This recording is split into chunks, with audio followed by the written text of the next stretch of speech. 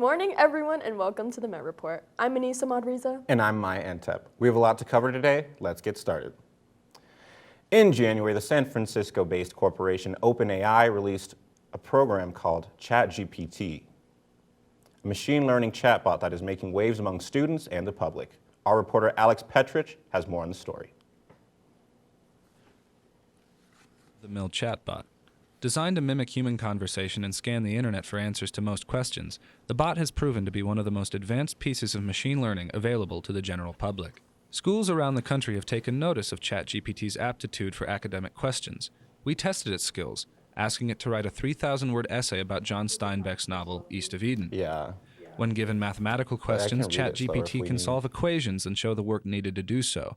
I spoke with Daniel Pittman, an assistant professor and faculty advisor for computer science here at MSU, about his thoughts on ChatGPT, what it means for schools, and how it could become a greater part of our society. Oh, I feel fine about it. I mean, ChatGPT is not some magical replacement for human, interaction. It is only as good as the data it's trained on. I think it'll be a magnificent starting point for students. They can find prompts. They can find ideas, but they're not going to find complete products. The complete products that the tool will create, they're going to be based off examples that it was trained on. You would have to understand enough about it to know if what it gave you was correct or not. Now, you hear about plagiarism in terms of writing papers. At the moment, I would say that things created by ChatGPT are pretty obvious still, that it wouldn't be submitted by the student. It's not the student's work. So, I think we can't, ignore it, nor should we try to ban it. I think the important thing as educators is to decide, how do we incorporate it into our curriculum? How do we give it as another tool for students to use alongside what they already have? The Black World Conference happens every year here on the Rory campus with a variety of speakers and performances to highlight the importance of Black History Month. Our reporter Noah Block went down to St. Cajetan's to get a close-up view of the event. Coordinated by the Department of Africana Studies and the Office of Diversity and Inclusion, this is a unique convention aimed at confronting issues specific to the Black community, as well as finding solutions. Among the keynote speakers for the 40th Overall Conference were professors from other universities around the country and activists for both the Latino and African American communities.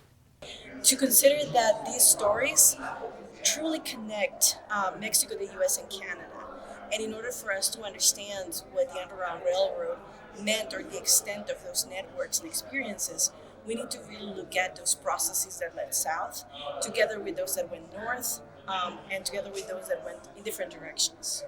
We tend to think about slavery by way of economies in a strict monetary sense, in terms of labor, right? In terms of work and sugar, other commodities, and there are other kinds of labor value that slavery gave to a given society. Right? If we don't have a robust account of our history, we can't think carefully about the decisions that we're making across town, if you will. The guiding concept of the African diaspora and how its members have created a culture out of struggle pervaded every speech and presentation.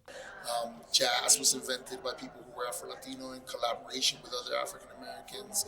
Hip-hop was equally like that. Salsa, which people heal dance, that was another genre that has a lot of Afro-Latino influence. So in the Census Bureau wants to change Latinos or Hispanics as a race, not an ethnicity, and so that will lead to Black erasure. There are similars in the United States and in Mexico.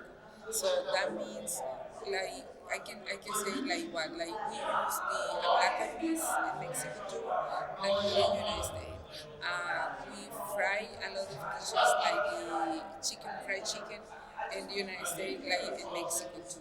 So we need to find out that the Afro diaspora make all the Afro people one. If you want to learn and engage in the discussion, make sure to come back for the 41st conference next February. Some say I'll love you till the world ends. Well, MSU students are thinking even past that. The Gender Institute for Teaching and Advocacy hosted Sex and Dating in the Apocalypse, a speed dating event where participants would role play in a post-apocalyptic scenario. Participants created their own post-apocalyptic persona and scenario that they would use to interact and role-play with each other, creating a unique variation to speed dating. The idea was born after the group discussed how the COVID-19 pandemic has affected the culture of dating and relationships in our society. That's why it's no coincidence that this event took place on Valentine's Day as a challenge the preconceived notions of the holiday, giving a fresh outlook on love. Today we have a special guest, Jeremy Summer from Met Radio, who's here to talk to us about financial aid. Welcome in, Jeremy. Tell us more. Yes, of course, Anissa.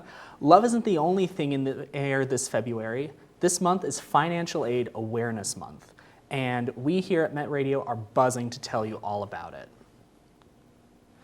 In partnership with both the MSU Denver College of Business and the Office of Financial Aid, we here at Met Radio have a show covering a ton of important topics regarding financial aid and financial literacy at large called Business Sense. Right now, you can listen to episodes 3 and 5 on the Met Media website to get the scoop from Executive Director of Financial Aid Office, Kerline Egloss, and College Student Success Coach, Laura Amagon. We also have a new episode coming out this week focusing on answering student questions regarding the FAFSA process and how to get financial aid for college. These are great resources for students to utilize all year round as well. If you have any questions regarding that, don't hesitate to reach out to the Office of Financial Aid. You don't even need to set up an appointment. You can just come into the office or call them on the phone. You can listen to our show Business Sense on mymetmedia.com.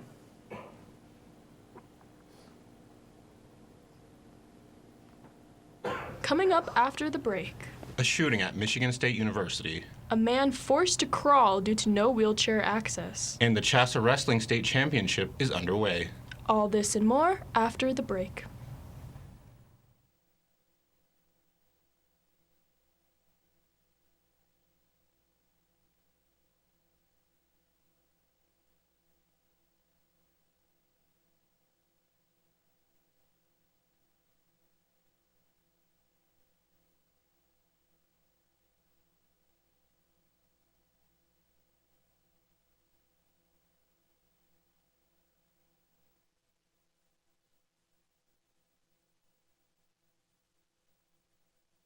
Dad? Being a dad can be transformative, but also a lot of fun. Help prepare your little monster for the outside world. Encourage their interests. Support their growth. Walk them through new relationships. He's perfect. Whatever you say. And prepare them to stand on their own 2 feet. So much of the good in my life is because of you. Never stop being a dad.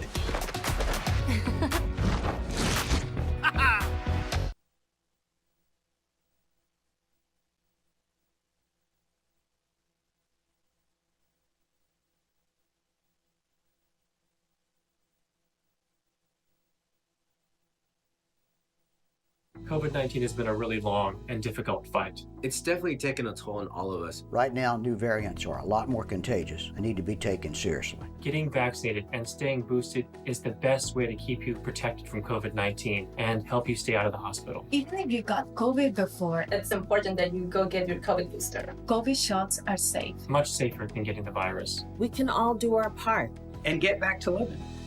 You can go to getvaccineanswers.org for more information.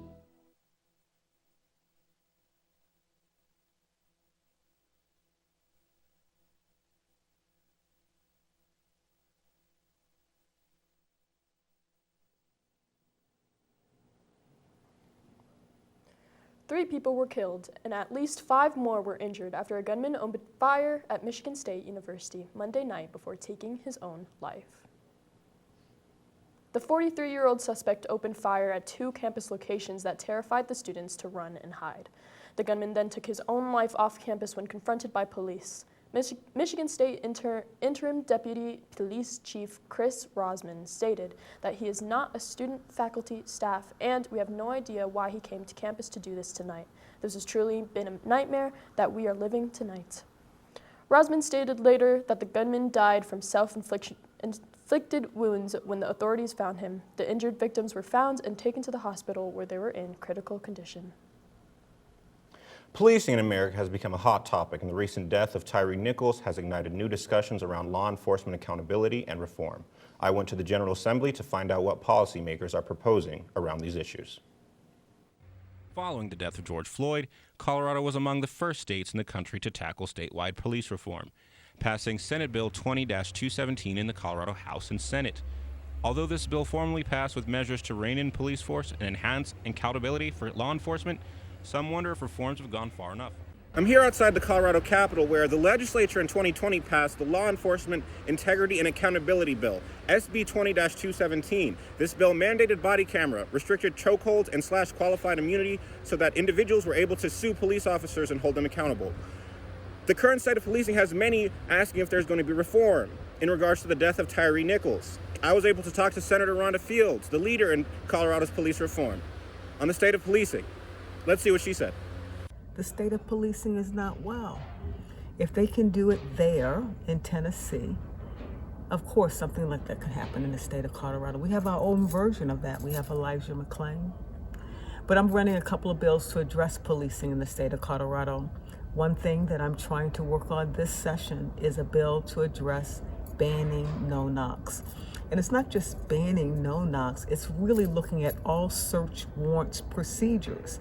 We had an incident in Denver where a 71-year-old woman was in the house. The Denver police knocks down their door looking for stolen cell phones. So we have to not just deal with no-knocks, but we need to make sure that if you have a valid warrant, that you're going to the right place and you're looking for the right things. I don't believe you should be busting down anybody's door looking for a cell phone or for drugs. Wait for them to come out of the house.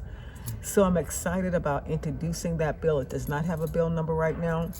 I am still working with all the stakeholders to make sure that I can get the language right in the bill. But stay tuned to this space and look for it. To find out more about your local legislator and bills coming out this session, please go to www.leg.colorado.gov.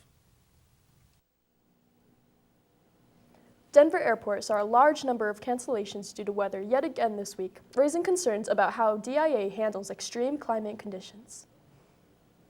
Southwest Airlines had previously come under fire for massive cancellations and delays across the U.S. shortly after Christmas, and now, after Wednesday's snow, almost 2/5 of both their ongoing and arriving flights were delayed or canceled.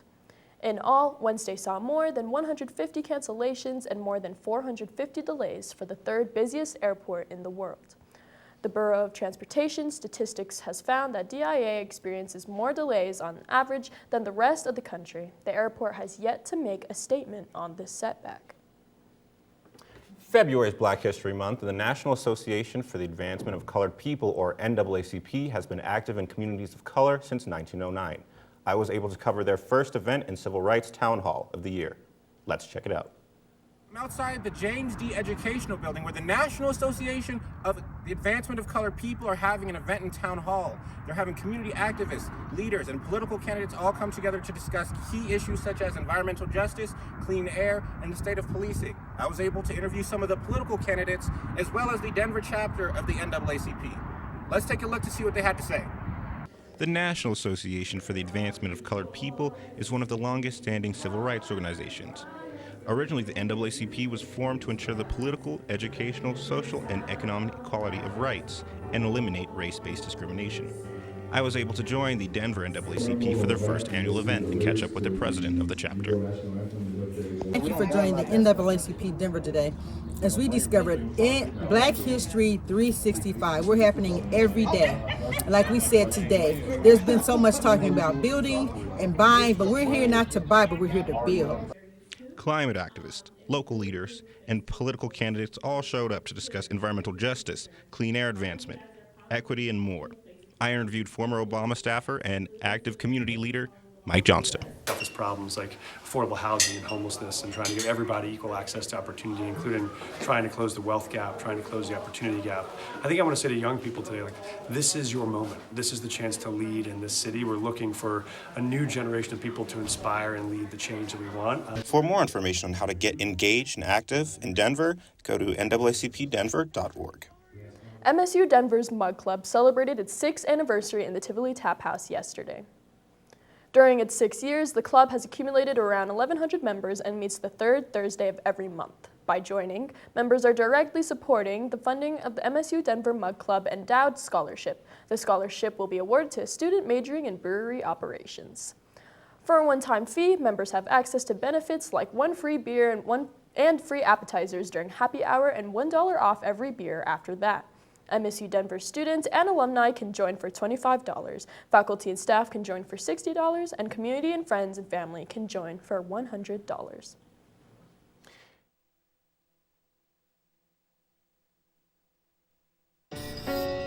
I'm a first-generation Filipino American. You don't always feel you're a part of the country you live in. It's this weird middle space sometimes that you have to live inside of. But when you meet others that are also living in that space, you'll learn to know that it's its own unique space too.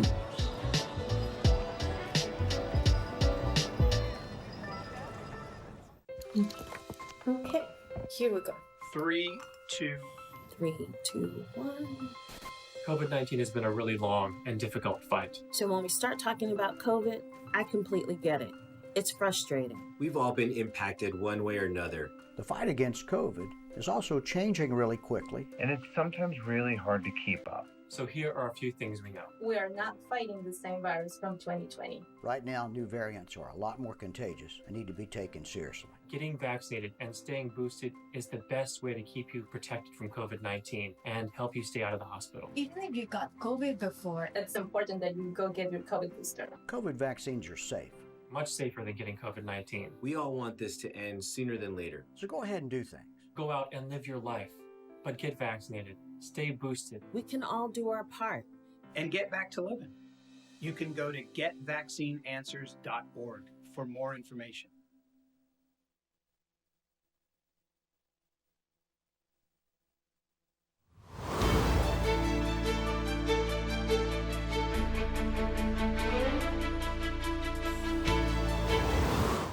Hey, what's up, everyone? You're back on the Politics Block with me, Noah Block.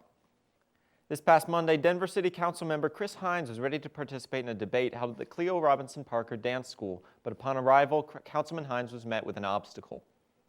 Upon arriving at the dance school, Hines, who was in a wheelchair, found that the venue did not have a wheelchair ramp for him to get on stage, ultimately forcing him to crawl up. According to Mr. Hines, he would have had to pay $125,000 in campaign funding if he did not participate in the debate. The dance school signed up to hold the event and said that they were within ADA compliances. They would issue a statement afterwards apologizing to Councilman Hines, saying that issues like this will look to be avoided moving forward. Several black farmers in Colorado have reported facing harassment from their neighbors and negligence from the police. Now a group is gathering at the state capitol to make their voices heard. Black farmers in El Paso County have stepped up with claims that they are facing trespassers, damaged utilities, dead livestock, and more. The issue was raised when rancher Courtney Mallory was arrested for felony and misdemeanor charges, even though he claimed he was using self-defense against his neighbors, though the police stated that there was no wrongdoing. After Mallory came forward with this story, many others stepped forward telling theirs. The protest today is meant to bring the government's attention to the plight of these farmers.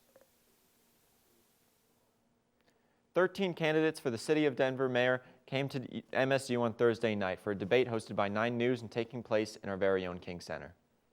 In the city's first publicly funded mayoral debate, issues on the table included homelessness and affordable housing, violent crime, the opioid epidemic, and systemic corruption in Colorado. As Michael Hancock prepares to leave office with a low approval rating, it's no surprise that 13 different candidates have thrown their hats into the ring, all hoping to lead Denver into a new era. But with 13 candidates, there must always be favorites and underdogs. The current leading candidates are Debbie Ortega, Leslie Herod, Lisa Calderon, and Mike Johnston, but according to polling from January, nearly 50% of voters remain undecided. MSU Denver was well represented on the stage last night, with progressive candidates Lisa Calderon and Ian Tafoya both having graduated from the university. We caught up with Ian Tafoya after the debate to ask him about what issues united and divided the candidates and what MSU Denver meant to him. Well, I think that there's a misunderstanding about what public health and safety are. And like I was trying to say, I didn't get asked the question directly, but there are people who are not breathing their air and it's not safe. There are people who don't have access to clean water. There are people who can't cross the street without getting hit by a car on their bicycle or walking. There are people who are severely lacking in sanitation services. I think that people all agree that we need to tackle our housing crisis. I hope that we can come together with many of the people on that stage to take it on. You couldn't find a better ally to Aguirre campus or Metro State than me. I've been a proud Red Runner since I graduated here as most outstanding student of arts and sciences. And just 2 years ago, I got a 10 under 10 award. I sit on the Diversity and Inclusion Council, and one day I'd love to sit on the board. On Thursday, President Biden finally made a public statement regarding the unidentified objects that have been shot down over the United States this past week. In a brief address to the White House press corps yesterday, President Biden explained the U.S. position regarding the Chinese balloon that was shot down off the coast of South Carolina, affirming that the country will not stand for such incursions into our airspace. He went on to speak about the other unidentified objects shot down by the U.S. Air Force, offering the conclusion that the aircraft were, quote, mostly balloons tied to private companies, recreation, or research institutions studying weather or conducting other scientific research. The president also dispelled the notion that there's been a sudden increase in this activity, clarifying that the Chinese balloon has led to closer surveillance of U.S. radar systems. Well, that's all I've got for this week, folks. Stay tuned, because up next, we'll send you over to Cece with sports.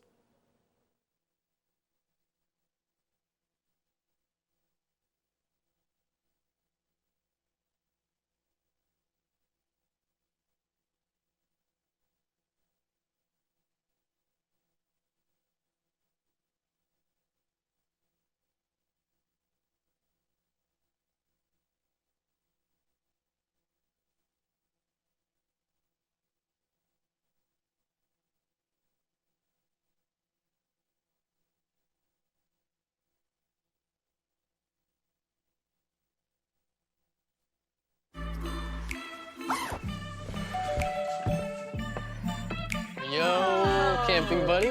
Okay, you guys ready? Dude, I thought you were driving. I thought you were driving. Oh, I never said I was driving. I definitely can't drive.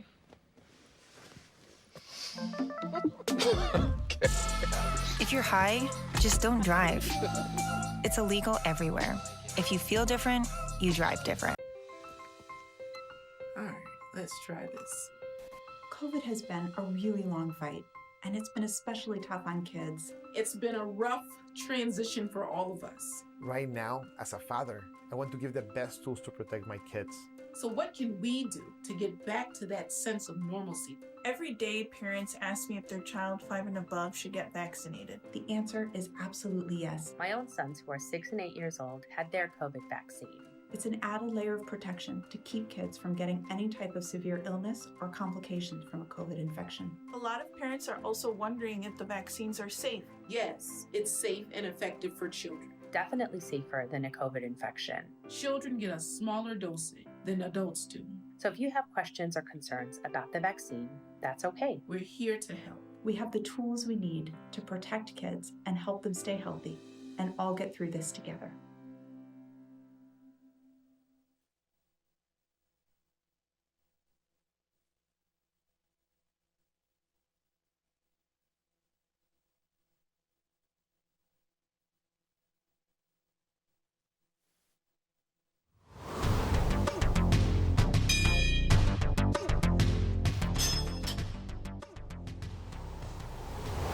Hello everyone, I'm Cecelia Perez-Najera, here to bring you Met Report Sports and all the biggest news from the world of athletics. This past weekend, the Kansas City Chiefs played the Philadelphia Eagles in Arizona for the Super Bowl. It was an emotional game from beginning to end, with tears falling before the game even started. Philly came storming out of the gates, scoring on the opening drive of the game, but a crucial fumble by Jalen Hurts was returned by the Chiefs to tie the game 7-7. The Eagles carried a 10-point lead in the half, which slowly erased by the Chiefs in the third and fourth quarters. Philly answered with Jalen Hurts' rushing touchdown to tie the game at 35. In the final minute, a costly holding penalty on Eagles cornerback James Bradbury put the Chiefs in field goal range, and Harrison Butker hit the 27-yard kick that ultimately won the Chiefs the game. Congratulations to the Chiefs for playing an amazing game and taking home their second Lombardi in 4 years. This Saturday, February 18th, we have the MSU Denver Men's Basketball Senior Day going on. The Roadrunners will face off against CCU at 6 p.m. at the Aurora Event Center here on campus. The game will recognize two important seniors who will play their last game for MSU. Both Tyree Randall and Chandler Bevins will say their goodbyes on their home court. Earlier that day, the MSU Denver women's basketball team will also host their senior day at 4 p.m. Brianna Bailey, Jaden Galloway, and Miah Jones will say their goodbyes when they play against Colorado Christian University, disputing the final game of the regular season at home. The biggest wrestling tournament of the year is back at the Denver Ball Arena this weekend as hundreds of kids forge their path to a state championship title. Well, that's all I have for you guys today. I'm Cecelia Perez-Najera, and this was all of the sports news for this week. Back to you guys at the desk. So, Miah, why don't you give us our daily fit check? I'm glad you finally asked. This is all Goodwill, and Dusty Goodwill. How about you? And I got my outfit from my mom's closet. All right. Well, that's all we have for you this week. Be sure to follow us on Facebook, Instagram, at mymetmedia.com. Have a great weekend. This is all.